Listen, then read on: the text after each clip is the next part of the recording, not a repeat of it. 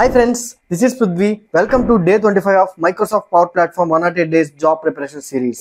ఈ రోజు మనమైతే SharePoint లోని important errors and bug fixes ఎలా చేయాలని చూద్దాం. ఫస్ట్ వచ్చి లిస్ట్ వ్యూ థ్రెషోల్డ్ 5000 ఐటమ్స్ ఉంటాయి. సో దీన్ని కానీ మీరు ఓవర్కమ్ చేయాలి అని అనుకుంటే అంటే మీరు రిట్రీవ్ చేయాలనుకుంటే మోర్ దాన్ 5000 ఐటమ్స్ అనేది ఇండెక్సింగ్ అనేది యూజ్ చేయాలి. So indexed columns is the best answer. Next user నాకు పర్మిషన్ లేదు అని చెప్తే మీరైతే ఇన్హెరిటెన్స్ చెక్ చేయండి. సో సైట్ లెవెల్లో లిస్ట్ లెవెల్లో అన్నిట్లో మీరు చెక్ చేయాలి అండ్ ఐటమ్ లెవెల్లో కానీ మీరు చెక్ చేసుకోండి. సో చెక్ పర్మిషన్స్ ద్వారా మీరైతే ఈజీగా చెక్ చేయొచ్చు. నెక్స్ట్ వచ్చి check in and checkout. So మీరు కానీ డాక్యుమెంట్ లైబ్రరీలో ఒక ఫైల్ని మీరు ఎడిట్ చేస్తుంటే అది చెక్ ఇన్ అయిపోతుంది.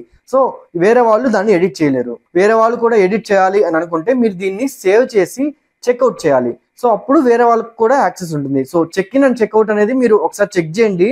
యూట్యూబ్లో కానీ గూగుల్లో కానీ దొరుకుతుంది. మీరు ఫస్ట్ టైం కాలమ్ని క్రియేట్ చేసేటప్పుడే మీకు ఇంటర్నల్ నేమ్ క్రియేట్ అవుతుంది. సో అది టాప్లో ఉంటుంది ఫీల్డ్ నేమ్ ఈక్వల్స్ టు అని.